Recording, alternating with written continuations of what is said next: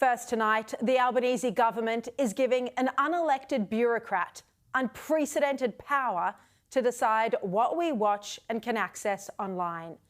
And not just Australians, but what content the world can access. This is extreme overreach. It's madness. This is a free speech issue, of course, but it's much more than that. This is restricting the news. It's censorship of world events. Imagine not being able to watch historic footage of 9/11.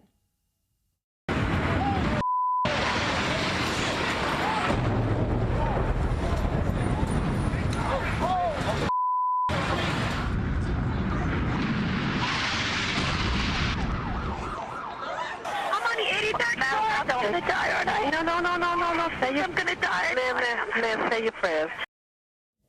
It's important to watch this, not to censor it, so that we never forget the horror of that terror attack, the tragedy of the 2,977 victims who lost their lives.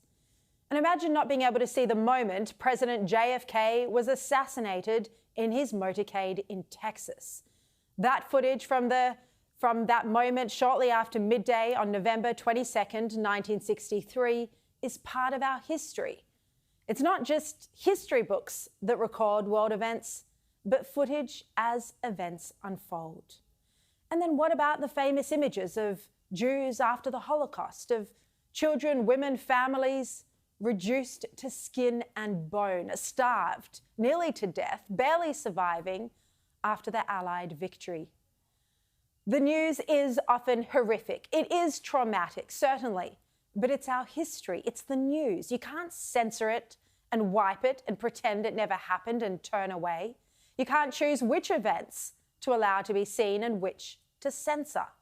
And even worse, you can't assign this impossible task to a woke bureaucrat from Silicon Valley, because that's where the eSafety Commissioner, Julie Inman-Grant, has her work history. Spent 22 years in the technology industry working at Microsoft, Twitter, and Adobe. Often people refer to me as the poacher turned gamekeeper because now I regulate the companies. And I was an abject failure in terms of being that safety antagonist inside the company and getting them to do the right thing. Well, she's a divisive figure with an unpopular agenda, but she found an ally in Malcolm Turnbull, who as Prime Minister appointed her in 2016. As you can see here in this SBS report. Have a look. And as you said yesterday, Mr. Prime Minister, there is that element of... Please. Malcolm. Thank Malcolm. What's your strategy, Mr. Prime Minister, when you're being trolled? I don't pay any attention to it. You ignore it. Yeah, just ignore it. And that's a viable strategy. When you think about a young person who hasn't been in season during question time, may not have the same kind of resilience that you have. As you saw there in a live chat that's been uploaded to YouTube, they seem to get along famously. They'd first met when Julie Inman-Grant was working at Twitter. And then you worked most recently, where we first met was when you were working with Twitter. That's right. So you really understand the evolution, the development of these social media platforms from the inside. Julie, thank you very much. Thank you so much. For a safer internet for everybody. A safer internet for everyone. Well, the office was originally called the Children's eSafety Commission, and it had a cyberbullying focus to protect children. Very important. But then the powers were expanded and used more broadly. We know that those who are Indigenous or Torres Strait Islander, who identify as LGBTQI, have disabilities, are 3 times more likely to experience targeted online abuse rooted in misogyny, racism, homophobia, harassment, you name the list of horribles.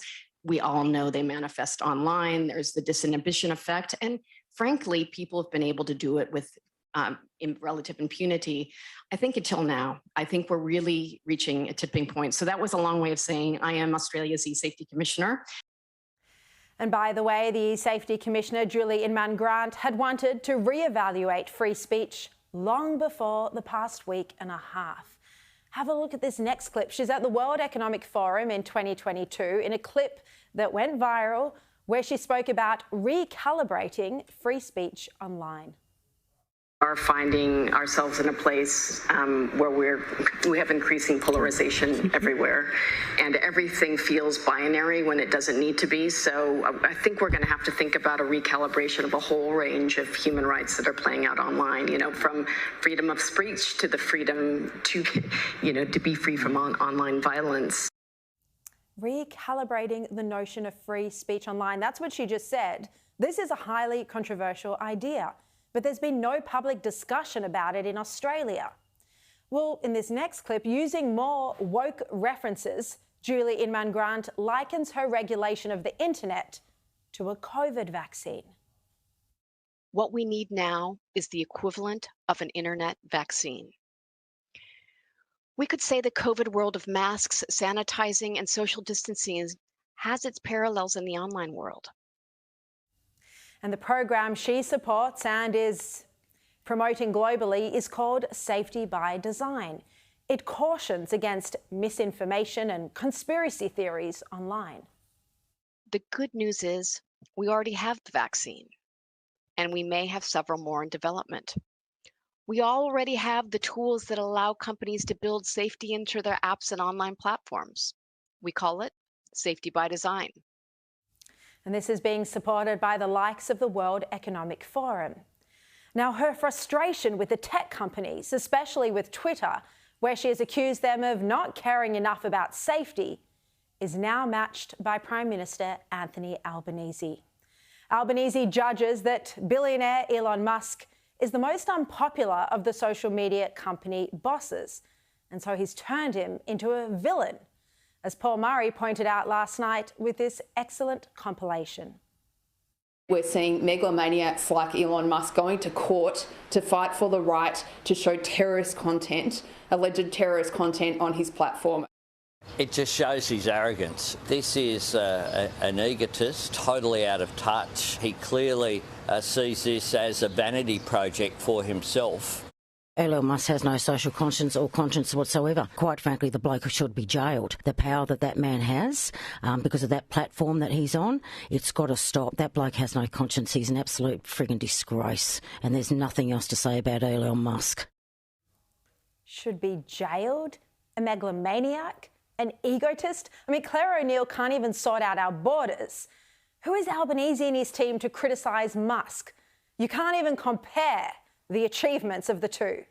Let's have a look at Albanese's achievements. At 61, he's been a radical activist in the past. He's had a life in politics. He was a left faction warrior. He's overseen the worst cost of living crisis in a decade. He's the Prime Minister of Australia. Well, that's an achievement we will give him. Elon Musk's achievements at just 52. He's developed electric cars and taken them to mass market popularity. He invented the return of the rocket ship. Unbelievable. People thought it could never be done. He co-founded PayPal. He has built multiple successful companies. He's one of the richest people in the world, a true genius and entrepreneur. Now, Paul Murray made this point last night. What about TikTok or Facebook and Meta? Why just the outrage from Albanese and the others about Elon Musk? Not one word of criticism of TikTok because, oh, Albanese wouldn't want to offend his best friend, the dictator Xi Jinping. So it's all about Elon Musk. Well, what's happening here is the Albanese government, with its weak leadership, is trying to shift the responsibility for the rise in terror and social unrest to the tech giants. When in fact, while radical content on social media is partly to blame, you can't blame the tech giants for the failures of our multicultural society. It's the Albanese government that chose to increase the intake from the front line of Gaza, where many Palestinians celebrated the October 7 massacre against Israel. It's the Albanese government that has deprioritised national security. It's the Albanese government that fails time and again to vocally defend our Australian values as they come under attack. And it's the Albanese government that has not sent a clear message to law enforcement to use the full force of the law against those breaking it or inciting violence. And they've been mostly silent on the hate preachers who have also incited violence. Now, of course, we don't want completely grotesque and explicit violent content online, but it's better to risk having too much than to allow unelected, woke bureaucrats who have a stated pre-existing quarrel with the tech companies to make these important decisions.